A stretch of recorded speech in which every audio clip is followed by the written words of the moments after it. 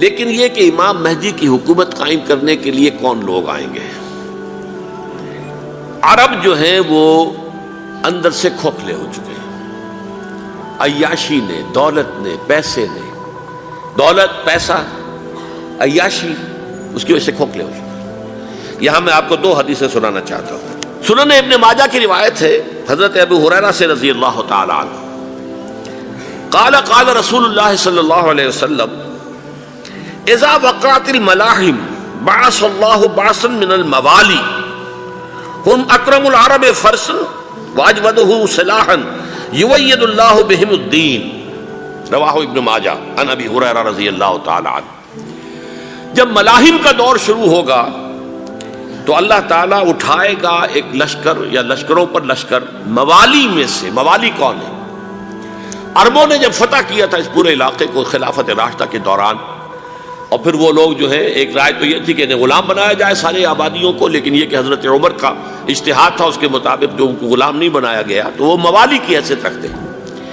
عربوں میں دم نہیں ہے، موالی میں سے لشکر اٹھیں گے کہ جو در حقیقت حضرت مہدی کی حکومت کو قائم کریں گے۔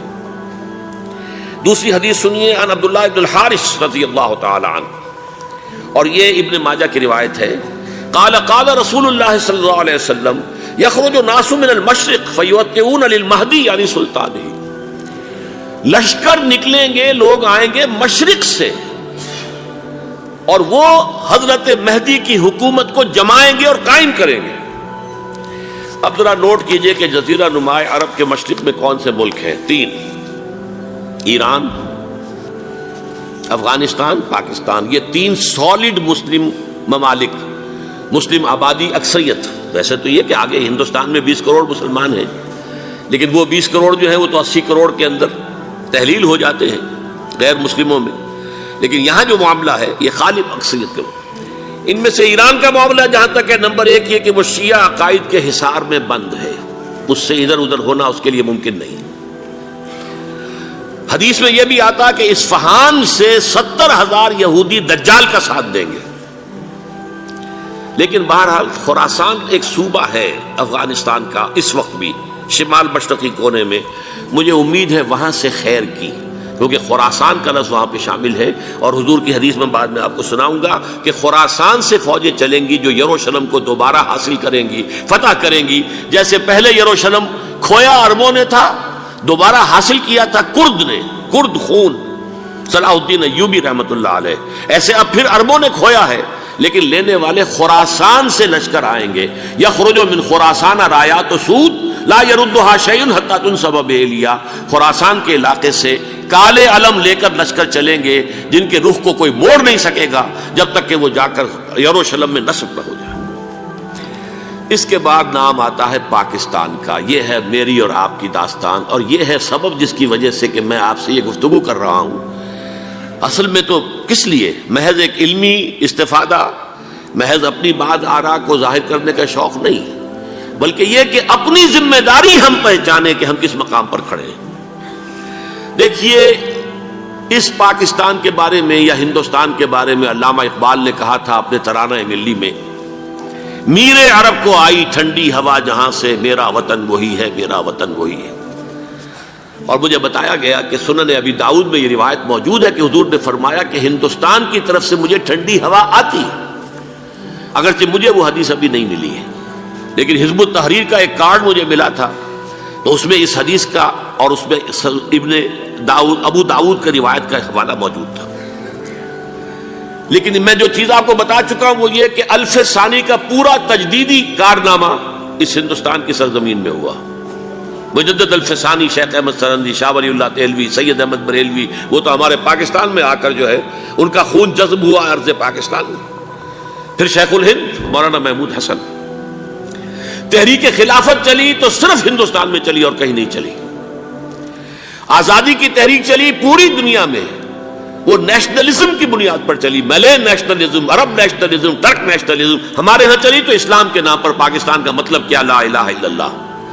پھر پاکستان قائم ہوا معجزے کے طور پر، بلکہ نازل ہوا ہے لیلۃ القدر میں، انا انزلناہ فی لیلۃ القدر، جیسے قرآن نازل ہوا لیلۃ القدر میں، یہ پاکستان بھی نازل ہوا لیلۃ القدر میں۔ اس کا برقرار رہنا ابھی تک معجزہ ہے. ہندو یہ سمجھتا تھا، کانگریس سمجھتی تھی کہ جھٹپٹ ختم ہو جائے گا. پھر یہ کہ اس کا قرارداد مقاصد کا پاس ہو جانا، مزید بھی اور اضافی دفعات دستور میں آ جانا، اب کمرشل انٹرسٹ کو ربا قرار دے کر حرام قرار دینا، یہ سارے لینڈ مارکس ہیں کہ جو اشارہ کر رہے ہیں کسی چیز کی طرف، معاملہ کدھر جا رہا ہے.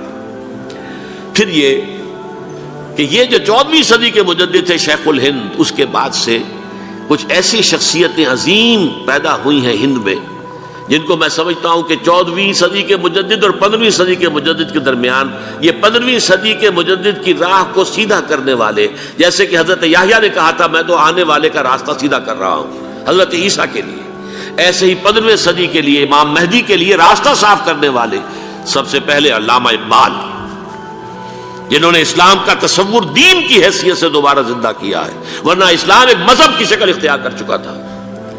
پھر مولانا مودودی، مولانا ابوالکلام آزاد حکومت الہیہ کے نعرے کے ساتھ میدان میں آئے.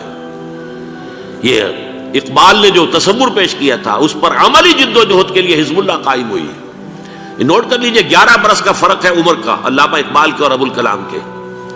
اور 1913 میں جب حزب اللہ قائم کی ہے اس وقت علامہ اقبال کی ملی شاعری اپنے عروج کو پہنچ چکی تھی.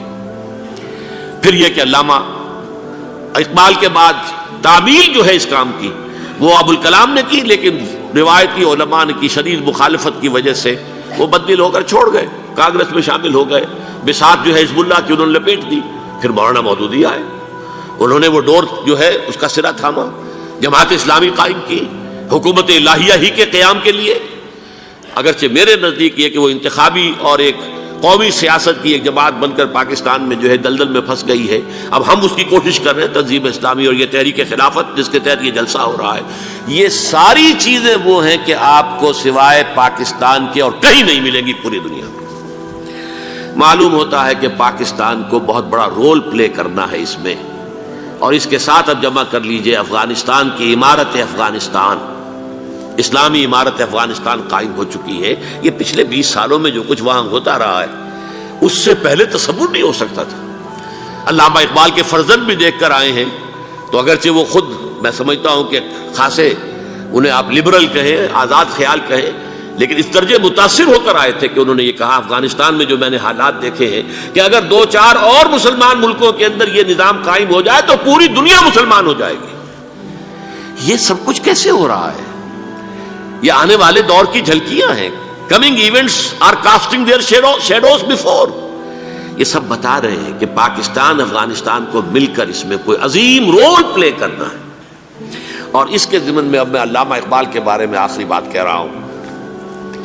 علامہ اقبال کے بارے میں عام یہ خیال ہے، انہوں نے اپنے خطبات میں مہدی کا اور نزول مسیح کا، حالانکہ میں کل پڑھ رہا تھا مولانا سید احمد اکبر آبادی رحمۃ اللہ علیہ کا ایک مقالہ ان کا کہ علامہ اقبال نے ابن خلدون کے بارے میں یہ کہا ہے کہ مہدی کا اور نزول عیسیٰ کا دونوں کا انہوں نے انکار کیا ہے. حالانکہ ابن خلدون نے نزول عیسیٰ کا انکار نہیں کیا، صرف مہدی کا انکار کیا ہے. بہرحال علامہ اقبال نے خطبات میں انکار کیا ہے. لیکن یہ کہ اپنی شاعری کے اندر میں چیلنج کرتا ہوں کسی بڑے سے بڑے اقبال شناس کو، ان کا یہ شعر ذرا سنیے: خضر وقت از خلوت دشت حجاز آید بروں، کارواں زی وادی دور و دراز آید بروں. خضر وقت، امام وقت، رہنمائے وقت، قائد وقت، خلوت دشت حجاز، حجاز کی صحرا کی کسی خلوت گزینی سے نکل کر باہر آئیں گے. میں حیران ہوتا ہوں علامہ کے اس فکر پر اور اس مصرے پر. یہاں انہوں نے شیعہ اور سنی دونوں کے کانسیپٹ جمع کر دیے. شیعہ کا کانسیپٹ یہی چھپے ہوئے کسی غار میں وہاں سے برآمد ہوں گے، اور ہمارا کانسیپٹ میں ام سلمہ رضی اللہ تعالیٰ عنہ کی حدیث سنا چکا، چھپے ہوئے ہوں گے وہ وہاں پر، مدینے سے نکل کر آ کر مکے میں چھپ جائیں گے. اس خانہ جنگی کی حالت میں لوگ ان کی طرف دیکھ رہے ہوں گے، سوچتے ہوں گے انہیں میدان میں آنا چاہیے، کوئی پارٹ پلے کرنا چاہیے، امت کی رہنمائی کرنی چاہیے، لیکن وہ چھپیں گے، وہ کارے ہوں گے، وہ اس ذمہ داری کو قبول نہیں کرنا چاہیں گے، جا کے چھپ جائیں گے مکے میں. وہاں سے مکے والے انہیں نکالیں گے، اور وہ کارے ہوں گے، انہیں بالکل یہ پسند نہیں ہوگا کہ یہ ذمہ داری اٹھائیں. تو خضر وقت از خلوت دشت حجاز آیت بروں، کارواں زی وادی دور و دراز آیت بروں.